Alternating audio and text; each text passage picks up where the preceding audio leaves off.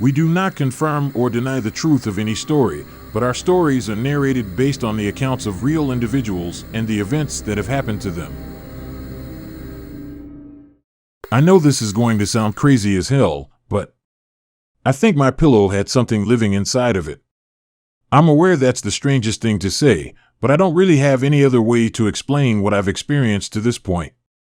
This all started a while ago on a typical school night. Nothing was really out of the ordinary save for some extra difficult homework.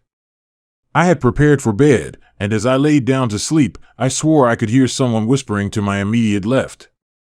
In response, I jumped out of bed, trying to determine who was in my room. But almost as soon as I sat up, the whispering stopped. I turned on my light to search my room for what woke me, but it turned nothing. Even my neighbor, who was usually obnoxious late into the night, was unusually quiet. I shrugged it off as a drowsy audio hallucination and tried to sleep, but as soon as my head hit the pillow, I heard the voice again. This prompted a thorough search of the entire apartment. But again, my efforts turned up nothing. For the third time, I tried to sleep, and for the third time, I could clearly hear the whispering. But this time, I noticed something different. As I put my head back down on pillow, the voice grew louder. At that point, I realized that the voice wasn't just coming from the house. It was coming from my pillow. Looking back at it, I absolutely should have put the pillow in the dumpster as soon as I heard a damn voice coming from it, but I was curious. Some part of me wanted to know what it had to say. I've always been interested in the macabre, and it seemed too interesting to just give up on. But the voice told me such awful things. It detailed stories of murder and violence beyond anything I could have imagined. It was sickening. But I just couldn't seem to break away from it. I feel ashamed to admit it, but I was enthralled by the stories. I must have spent hours listening to it speak. I think it was at around 3 a.m. that I was ready to throw my pillow in the closet and call it a night, but before I lifted my head up, it told me that it had one more secret for the night. It said to me that day at school, I would see something truly horrible. Something that would burn an image into my mind that I would never be able to erase. And then it went silent. I didn't get much sleep for the rest of the night. Luckily, I had class at 10 a.m., and with a mixture of coffee and Adderall, I was able to drag myself out of bed and make my way to lecture. The day started off normal. I only had 2 classes, and as I made my way out of my second class to go home, I had all but forgotten what the voice said to me. Honestly, I was concerned with sleep more than anything. But as I walked towards my car, I heard a scream pierce the serenity of my small college. 2 people were fighting viciously in the parking lot. A petite boy no taller than 5 feet 6 inches was fighting for his life against a man who appeared to be closer to 6 feet 4 inches, 230. The bigger man fought with the rage and desperation of someone truly determined to kill his opponent. 2 other students raced towards them to try and subdue the large man. Still, he shook them off with ease and began bashing the smaller boy's head into the concrete and pulling at his neck as if he was trying to tear it from his shoulders. I forced myself out of the shock of the moment and jumped in to help the 2 others. Together, we managed to hold the large man off just enough for a group of people to subdue him completely and call 911. Only after the police and ambulance arrived did I get a look at the boy's unmoving body. His skull had punctured through the skin, and it appeared as though brain matter was among the large pool of blood collecting on the concrete. Teeth littered the ground, and his neck looked twisted to a disgusting degree. The voice was right. It's an image that I will never forget. The boy was rushed to the hospital, and from the rumors around school, he somehow survived. Whatever that was worth. I mean, what kind of life does he lead now that he lives in a vegetative state? As for the attacker, he apparently never even knew the boy. I'm not even sure if he was a student. Rumors pegged the 2 as mild acquaintances at best, but I'm not sure I believe that. How could someone have that kind of hate towards someone they barely know? It just doesn't make any sense in my mind. Honestly, the whole thing messed me up for a few days. I wanted answers so badly. Did the voice living in my pillow actually know the future, or was this just a strange coincidence? As much as I wanted to believe it was a lucky guess, my gut told me that simply wasn't true. When I got home, I went for the pillow in my closet and tried to listen to the voice, but it remained silent. Thinking that maybe the voice only spoke up at night, I waited until I was ready for bed, but still, I heard nothing. Over the next few days, I tried to listen to it, but it didn't say a word. During this time, I was skipping class, partially for my own mental health and partially in hopes that I'd catch the voice at some point. However, it wasn't until Sunday of the following week that things picked up again. Before returning to class, I opted to head to bed early, and I finally heard it. A little caught off guard, I popped up to examine my pillow. The voice greeted me, but in its return, it seemed louder. I no longer need to be lying directly on top of it to hear it. It reiterated the horrors of what I saw in excruciating detail. I lived every moment again in my head as somehow the voice seemed to tell the story more vividly than even my own mind could replay. It paused for a moment after finishing the gruesome tale before asking if I wanted to know more. In hindsight, right at that moment, I should have taken it, tied it to the heaviest thing I could find, and then thrown it out to the ocean. But I didn't. No, I couldn't. Again, the intense feeling of morbid curiosity hit me like a wave. Fucked up as it was, I needed to know more.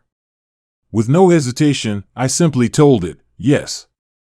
That night it told me the story about how there would be something terrible found in my next-door neighbor's apartment. Similar to the last time, it spent hours telling me about the history behind this tragedy. There would often be nights of loud noises and weird smells coming from their home. Over the years, they'd gotten more than a few angry knocks at the door and phone calls, but Jesus, I would have called the fucking police if I knew what was really happening. Mere minutes after I was told about what was going down, I booked a motel room. There was no way in hell I wanted to be around the chaos that was about to unfold. Lo and behold, the following day, I got about 15 text messages from friends, family, and my landlord asking about what had occurred. When I went to turn on the local news, I was met with footage of frozen and decomposing bodies being taken out of his apartment, accompanied by my neighbor in handcuffs. The old man had a dead look on his face and tired, soulless eyes that stared through the crowd of people surrounding him. Though all the details wouldn't be made public for a while, I knew enough. At least 5 dead bodies. DNA matched that of some kids that had gone missing throughout the area. Morbidly enough, I remember him being part of a couple of the search parties when they had initially gone missing. He made some social media posts about bringing them home, and yet, this whole fucking time, they were right there. The voice was right again. The scariest part was that I couldn't tell if it revealed the truth about these events or influenced them. Either way, I spent the next hour or so in a malaise. I emailed my professors about the day's events. Luckily, they understood why I needed to take more time away from class. After dealing with questions from police and the trauma of knowing what went down, school just couldn't be at the forefront of my mind. To this day, it bothers me. I knew he was strange. I knew he was obnoxious and had a bit of a creepy vibe. But consuming children? In the apartment right next to me, no less? How does one process that? There were other parts to the story that I don't entirely feel comfortable sharing, but trust me, it was beyond evil what he did. I'm glad he got the death penalty for his crimes, but it doesn't erase what happened. It doesn't erase the fact that I slept peacefully while those tragedies took place. And it doesn't erase that fact if I knew, maybe I could have done something to save someone. Perhaps I could have prevented it from happening to the first kid. Maybe. I don't know.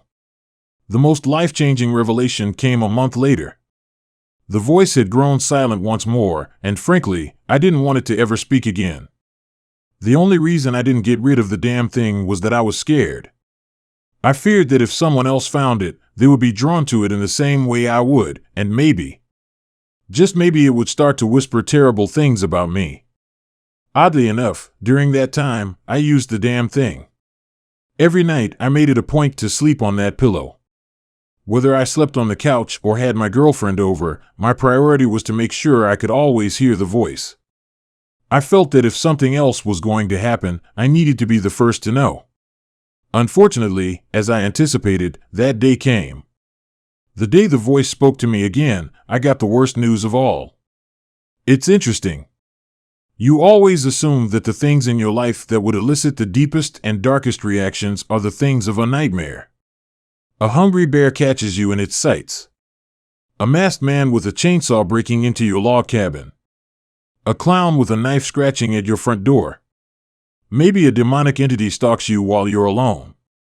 But those thoughts aren't based on reality. They're based on the stories we hear or see on TV, and in all likelihood, the average person won't have to deal with an angry grizzly or a killer clown. No. The odds of those fantastical events happening to any of us are slim to none. At the same time, the things we should truly fear are much more likely. My dad called to tell me he had cancer. He'd been a long-time smoker and never one to really check up on his health. It was too late when he noticed real problems and went to the doctor for a checkup. It broke me. Not just because of the shock of the moment. And not because I didn't think someone like him could run into that problem at some point. I broke down because I knew the day before. I prayed to whatever bullshit God there is that the voice lied. I prayed that this was just an attempt to scare me or that it had the wrong person, but deep down, I fucking knew. Just like the previous 2 times. Part of me wishes the news came as a surprise. It'd still be devastating, but to have that thing tell me? It made it that much worse. I was always close with my dad. Ever since my mom died when I was little, we held a special bond. Being his only kid, he gave me every ounce of love he had to offer and then some. We spent so much time together. Even after I left for college, I still talked with him all the time. And still, after just 4 short months, he was gone. I'm not gonna lie. I was suicidal. I drank a lot. I had meaningless sex with God knows who and did everything else under the sun to forget. After what I had dealt with, I dropped out of school. I just couldn't function. My dad was my rock. The man I could talk to, laugh with, and rely on for support in any kind of way. And just like that, he was gone. Part of me questioned if it was my fault. Did I cause this by keeping the voice around? What if I had just gotten rid of it like any normal fucking person? To this day, I still don't know that answer. But what I do know is that even at that point, I still couldn't get rid of it. If before, I was only slightly concerned about what the voice would do while not in my possession, then I was terrified. Following the death of my father, the voice grew bold. It spoke to me every night. It whispered horrible things about my dad, other people I knew, and complete strangers. It instructed me how to look into awful things about so many people, and it all turned out to be true. It consumed my life. While I'm being honest, the only reason I didn't end it all was because a small part of me hoped I'd be free from it one day. That I could move past the voice and finally have my life back. At least, until it started talking about me. At first, it told me things as small as when I would get a bruise from stubbing my toe, cut myself on an open nail, or get sick. But things quickly got darker. From finding out my girlfriend of 3 years had been cheating to finding my new puppy dead on my floor, I could see this was leading to a terrifying end. Just as I predicate, the night I had been dreading came all too soon. As I laid down to sleep, I was woken by the voice repeating my name. Without even acknowledging it, the voice laid out my death. A man was to break into my home, bash my head open with a rusty bat, drag my bloodied, dazed body into my room, and then flay my chest and lungs open while pinning me against the wall with nails like a fucked up art display. There was no time frame given. All it would say was that it was happening soon. I stayed up all night, staring blankly at my wall, waiting for death while the voice spoke at a volume louder than I could talk myself. Only about an hour from sunrise, a knock came at my door. I knew this was it. I stayed in my room while the knock turned into a pounding. The voice accompanied the pounding with hysterical laughter. Tears started streaming down my face, and I silently cried with the knowledge of what was to come as I heard an enormous force trying to barrel into the door. I contemplated calling the police, but I knew they wouldn't get here in time. This was how I was destined to go. Eventually, the door started to break from its hinges. Knowing it was only one or two good smashes from giving way, something snapped. I realized that if I was meant to die, that wretched voice wouldn't be allowed to live either. I quickly searched my room for my lighter and found one right as I heard the door break down, accompanied by a large man stumbling through. Quickly, I reached for the pillow, and it began screaming as soon as I touched it. The loud noise gave away my position, and I had to make a mad dash to lock my door and barricade it by flipping over a nearby bookcase. I could hear him fumbling for the doorknob and then using his weight to attempt to smash his way through. I didn't have much time. I grabbed a half-empty vodka bottle next to my bed and poured it all over the pillow, then I lit a flame to the thing. Another scream erupted from deep inside. It was blood-curdling and ear-piercing. It sounded like a man in the worst kind of agony that one could ever experience. It didn't curse me or beg for its life as it burned. It only wailed in pain. I fell to the floor with my hands covering my ears, hoping and praying that it would all stop. The banging and screaming kept coming in unison. I squeezed my eyes tight and screamed for everyone to shut up. Over and over. I just wanted it all to be over. Slowly, everything started to die down until silence. All that remained were the burned remnants of my pillow. I waited half an hour before checking the rest of my apartment, and to my relief, there was no one there. The sense of freedom that washed over me was unlike anything I had ever experienced. And at that moment, I again broke down. I'm not as much of a crier as I'm making myself out to be, but given what I had just gone through for more than half a year, everything just kind of came out. The police came by, but all I could really tell them was that I think someone tried to rob me, and that was the end of it. Despite the apparent damage and screaming, they could never find anything that led to an arrest. At the end of it all, the final step on this horrible adventure was rebuilding. I got a new dog, I've started to eat healthier, and I've taken up hiking and other activities outside to help clear my mind. Being around other people also really helps. I still have my moments of darkness, but really forcing myself to get out there and talk to people has made a massive difference.